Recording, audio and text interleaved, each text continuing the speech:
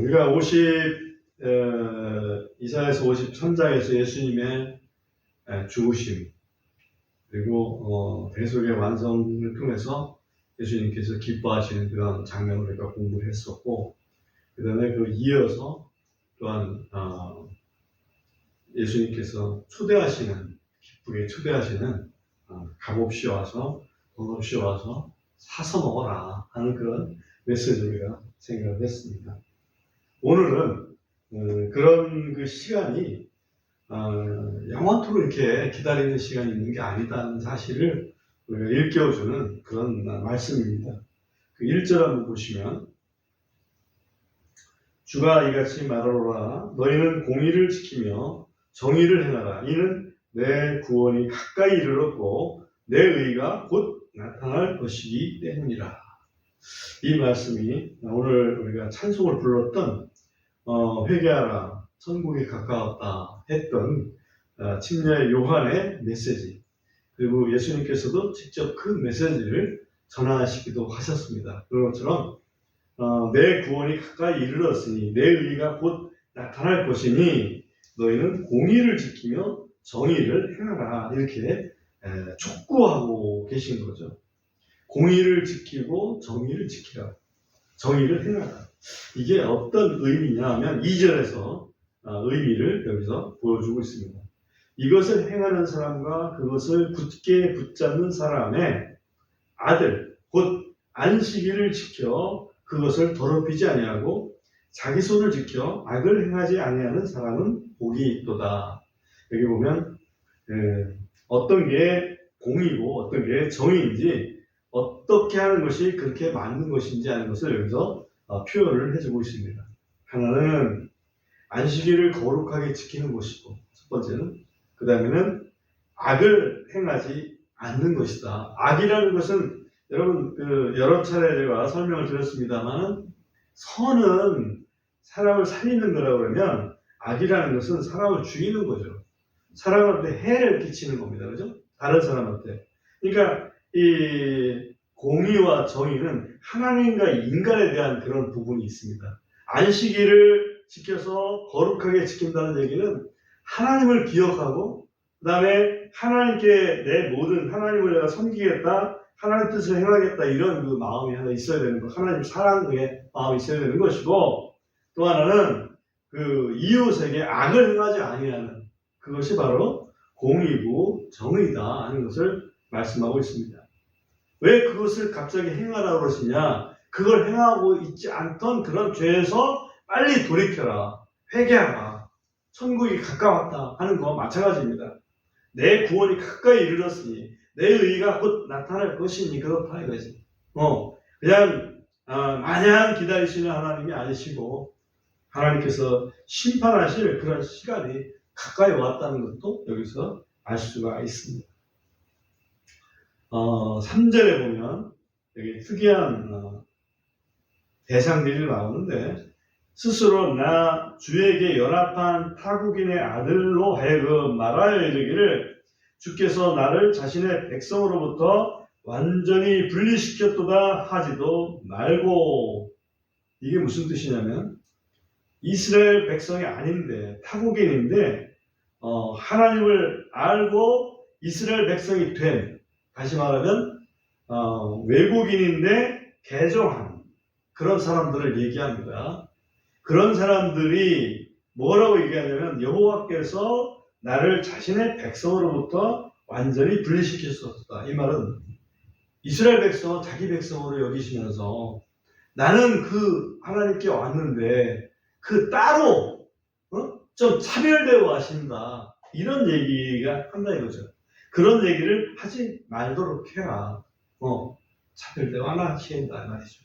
또 고자도 이르기를 보라, 나는 마른 나무니라고 말하지 못하게 하라. 내시 같은 경우인데, 이런 사람들이 나는 마른 나무라, 자식도 이렇게 날 수가 없고, 그래서 어찌 보면 하나님께 대한 어떤 그 불만을 얘기를 할 수 있는 거죠. 4절에 보면 이는 왜 그렇게 하지 말라고 그러냐면, 이는 내 안식일들을 지키고 나를 기쁘게 하는 것들을 택하며 내 언약을 굳게 붙잡는 고자들에게, 고자나 앞에서 얘기한 여호와께 연합한 타국인들을 같이 지칭한다고 보면 됩니다. 그런 사람들, 다시 말하면 하나님께 돌아오고 또 하나님의 언약을 붙잡는 사람들에게는 주가 이같이 말한다. 곧 그들에게 내가 내 집에서와 성벽 안에서 아들, 딸들보다 더 좋은 처소와 이름을 주리라. 그러니까 지금 그 이스라엘 백성보다도 오히려 더 좋은 처소와 이름을 주겠노라. 내가 그들에게 끊어지지 아니할 영존하는 이름을 주리라. 한마디로 영원한 생명책의 이름을 영원히 기록하겠다. 이런 말씀이시죠. 6절에 보면 또 나 주에게 그들 자신들을 연합하여 주를 섬기고 주의 이름을 사랑하며 그분의 종들이 되어 안식일을 지켜 그것을 더럽히지 아니하고 내 언약을 굳게 붙드는 타국인의 아들들마다, 타국인이죠. 이스라엘 백성이 아니고 그런 사람들마다 곧 그들을 내가 나의 거룩한 산으로 인도하여 기도하는 내 집에서 그들을 기쁘게 하리라. 그러니까 이방인들도, 하나님을 찾는 이방인들도 그들을 기쁘게 하나님께서 맞이해 주시고 기쁘게 해 주시겠다. 뭔가 은혜를 주신다는 얘기인데 무슨 얘기인지, 그들이 내 제단 위에 드리는 번제 헌물들과 희생물들을 받아들이니 이는 내 집은 모든 백성을 위한 기도하는 집이라 불릴 것이기 때문이다. 여기 기도의 목적이 여기에 크게 나온 것을 알 수 있습니다. 기도의 목적은 번제 헌물, 희생물들을 드리는 데 목적이 있다. 번제 헌물, 희생물들을 왜 드립니까?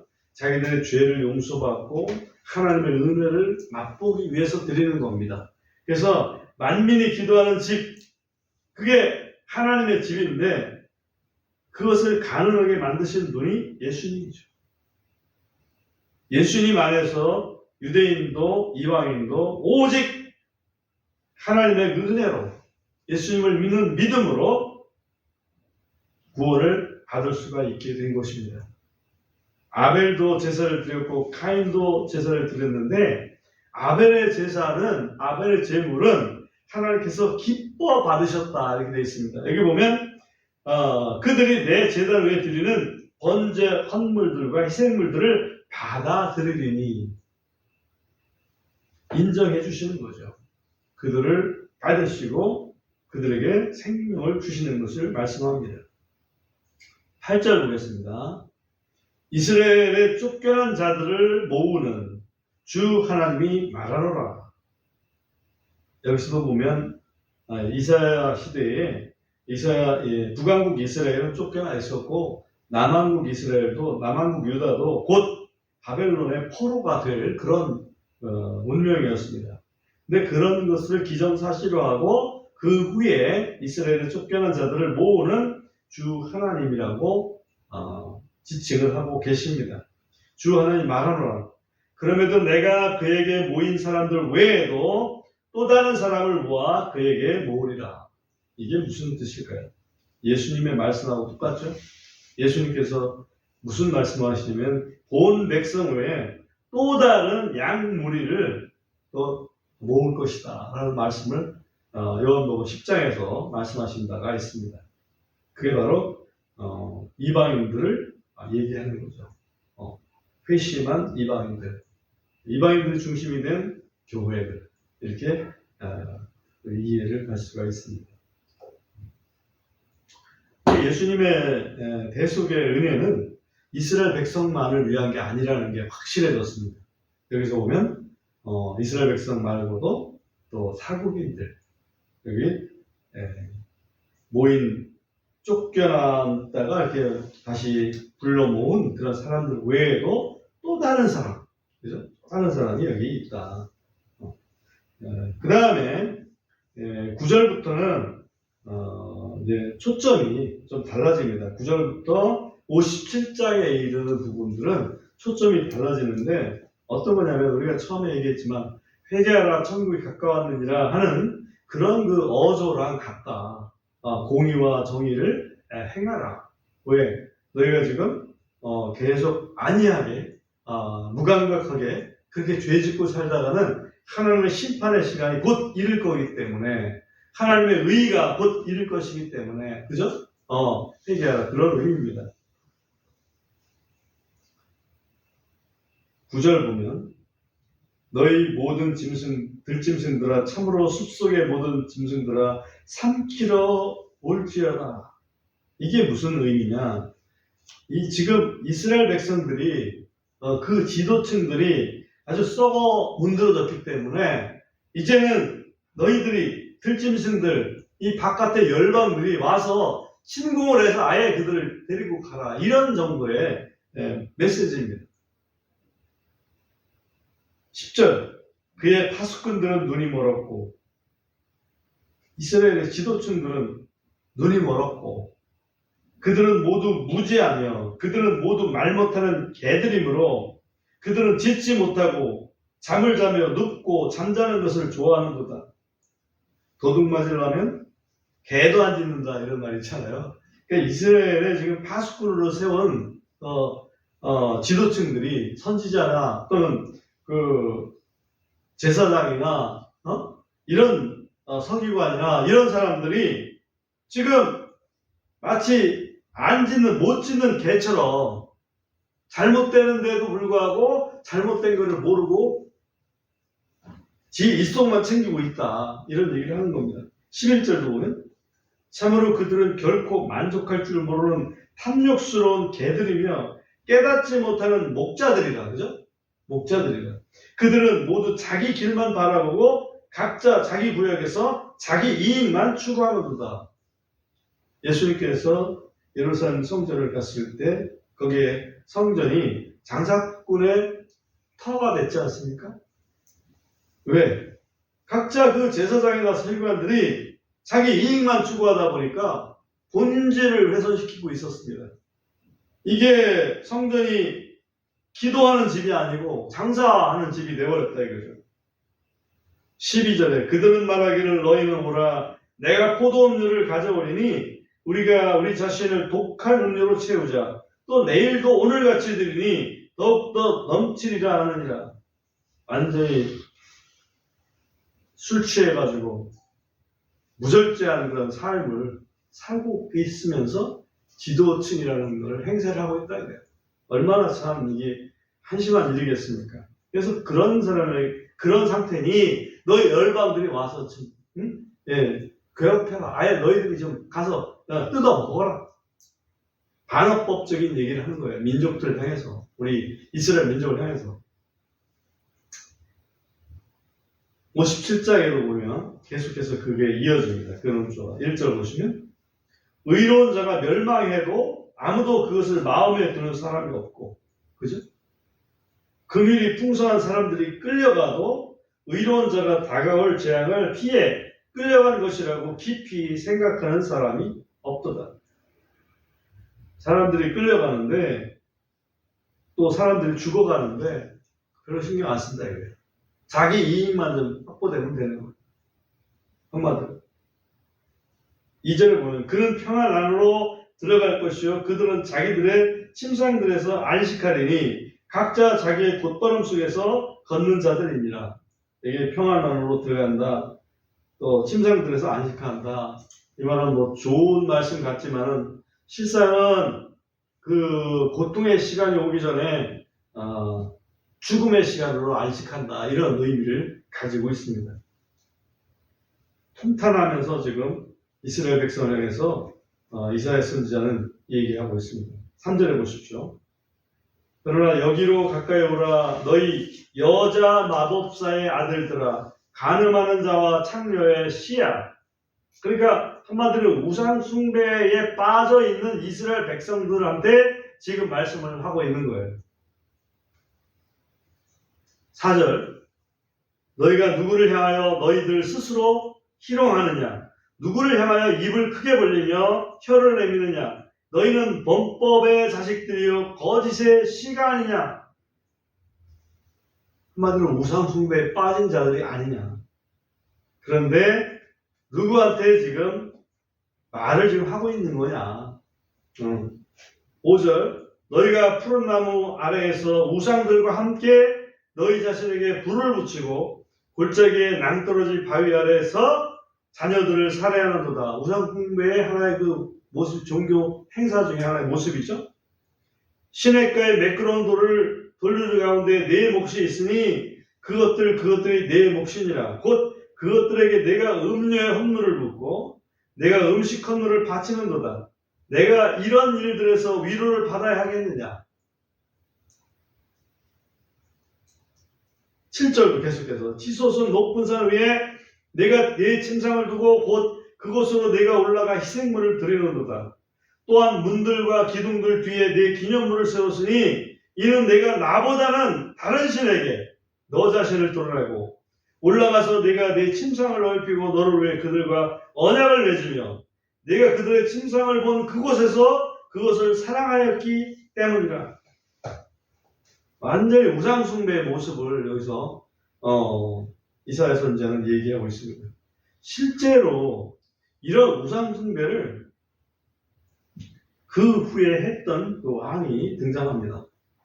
이사야 선지자 시대에 있던 유명한 왕이 히스기야 왕입니다. 그러나 히스기야 왕이 죽고 그 뒤를 이은 므낫세라고 하는 왕이 우상숭배에 완전히 빠져버립니다. 그 부분을 잠시 확인하고 오겠습니다. 역대하 33장을 펴보겠습니다. 역대하 33장 1절부터 있는 말씀을 제가 빠른 속도로 한번 읽어보겠습니다. 역대하 33장 1절입니다. 므낫세가 통치하기 시작한 때에 그는 12세더니 그가 예루살렘에서 55년을 통치하였더라. 굉장히 길게도 했습니다. 그러나 주의 눈앞에 악한 것을 행하다 주께서 이스라엘 자손 앞에서 쫓아내신 이교도들의 가증한 일들과 같은 것을 행하였더라. 이는 그가 자기 아버지 히스기야가 헐어버린 산당들을 다시 건축하고 또 그는 바알림을 위하여 제단을 세우고 작은 숲들을 만들어 하늘의 모든 군사에게 경배하며 그것들을 섬겼기 때문이더라. 아주 그냥 그 아버지는 정말 정화하려고 그렇게 애썼는데 그 아버지를 이은 그 아들은 그것들을 다시 우상숭배로 돌이키는 정말로 어떻게 해야 됩니까? 이거 정말 불효막심한 아들이 된 겁니다.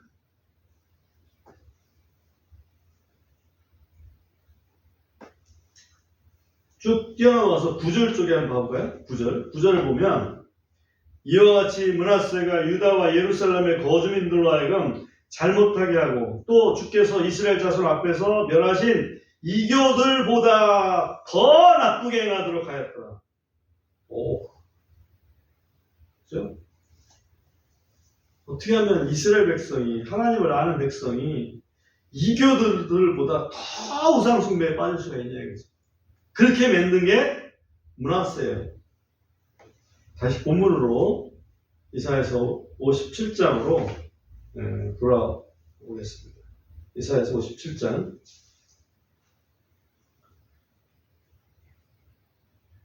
9절에 가보면 또 내가 기름을 가지고 왕에게 나아갔고 이 왕은 하나님을 지체하는 게 아닙니다. 이방 힘있는 왕들을 얘기하는 겁니다. 내 향기를 더 많이 냈으며 또 내 전령들을 멀리 보내고 너 자신을 지옥에까지 떨어뜨렸도다. 내 길이 아주 멀어서 내가 지쳤으나 여전히 너는 소망이 없도다 말하지 아니하였도다. 내가 내 손에 생명을 찾았으므로 내가 근심하지 아니하였도다.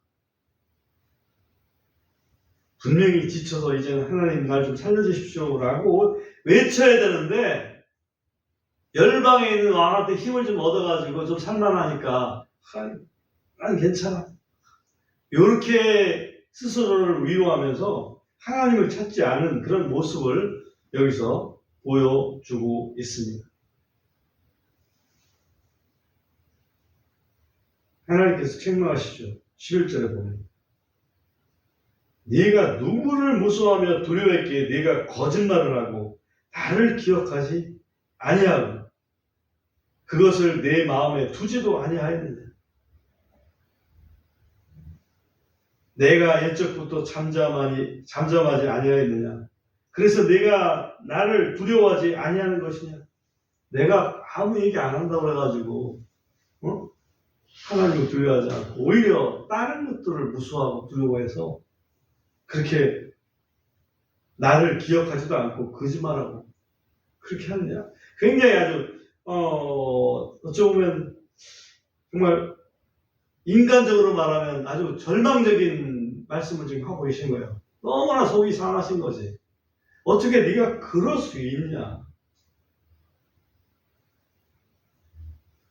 12절 보시면 내가 내 의와 내 행위들을 밝게 하리니 이는 그것들이 내게 유익하지 않을 것이기 때문이다. 무슨 얘기냐면 네 스스로는 그게 유상들에게 섬기는 것이 뭔가 좋아 보일지 모르지만 그거는 전혀 유익을 주지 못하는 것들이야.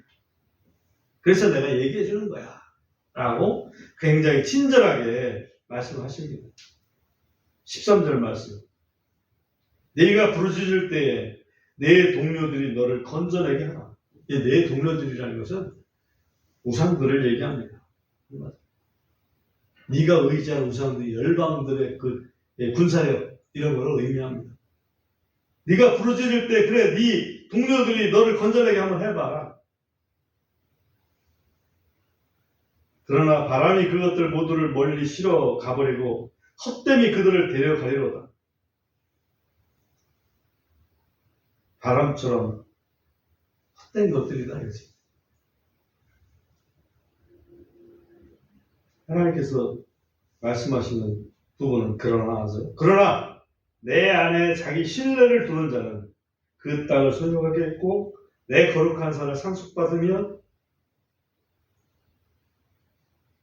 또 말하기를 너희는 흙을 쌓아 올리고 너희는 흙을 쌓아 올려 길을 예비하고 내 백성의 길에서 걸림돌을 걷어내라 하리라. 이는 영원에 거하는 높고 높으니 곧 그 이름이 거룩한 이가 이같이 말하노라. 나는 높고 거룩한 곳에 거하되 겸손한 자의 영을 소생시키고 죄를 뉘우치는 자의 마음을 소생시키기 위해 통회하고 겸손한 영을 가진 자와 함께 거하느니라 하기 때문이라. 여기 보면 내가 원하는 것은 너희들이 정말 죄를 뉘우치고 통회하고 겸손한 영을 갖기를 원하는 것이다. 그런 사람은 내가 함께하고 그들을 살리겠다 하는 메시지를 지금 말씀하고 있는 것입니다. 또한 너희가 힘들 때 16절에 보면 이는 내가 영원히 다투지 아니하겠고, 그죠? 지금 힘들지만 너희들이 힘든 거를 내가 계속해서 힘들게 하려고 하는 게 아니고 너희가 회개하기를 기다렸다 그런 얘기죠. 내가 영원히 다투지 아니하겠고 내가 항상 노하지 아니할 것이기 때문이다. 이는 영과 내가 지은 혼들이 내 앞에서 쇠할 것이기 때문이다. 내가 만약에 계속해서 너희가 다투고 노하면 영과 혼이 다 쇠한다. 영과 혼을 누가 지었는데 내가 지은 거야 라고 하면서 정말 너희들이 정말로 돌이켜야 된다 하는 얘기를 지금 말씀하고 있는 겁니다.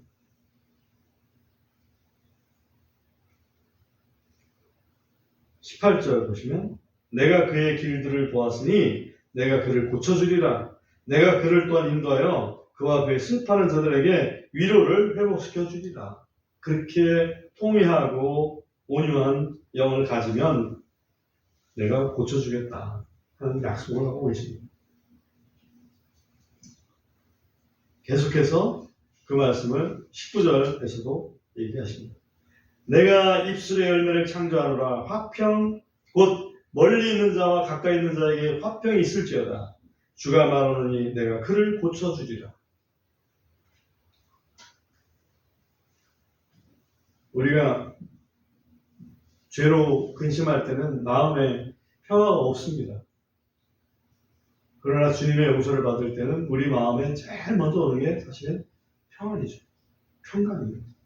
왜? 하나님과 화평해졌으니까. 그것을 여기서 말씀하고 있습니다. 그러면서도 마지막 경고를 20절, 21절에서 하고 계십니다. 그러나 사악한 자들은 안식하지 못할 때에 그 물들이 진흙과 더러운 것을 솟구쳐내는 요동하는 바다와 같으니라. 내 하나님께서 이르시되 사악한 자에게는 화평이 없다 하시느니라. 그렇죠? 악인에게는 평강이 없다. 그렇게 번역해도 되죠. 화평이 없다. 이건 평강이 없다. 이렇게 번역해도 됩니다. 전에 우리가 은혜와 평강이라는 것을 새롭게 인식한 적이 있는데, 은혜라는 것은 하나님께서 우리에게 주시는 것들이 모든 게 은혜예요. 근데 문제는 뭐냐면 그 은혜를 내가 누릴 수 있느냐. 누릴 수 있으면 평강이 있는 것이고 누릴 수 없으면 평강이 없는 거죠. 언제 평강이 있습니까? 하나님께서 누릴 수 있도록 지켜주실 때. 우리가 누가 지켜줍니까? 하나님 앞에 통회하는 자들, 하나님 앞에 죄를 고백하고 통회하는 그런 자들을 하나님은 지켜주시죠. 우상에게 가서 제사하는 자들을 지켜주시는 게 아닙니다. 그런 하나님의 의의 시간이 가까웠으니 너희는 공의와 정의를 행하라 라고 지금 말씀하고 있는 것이죠.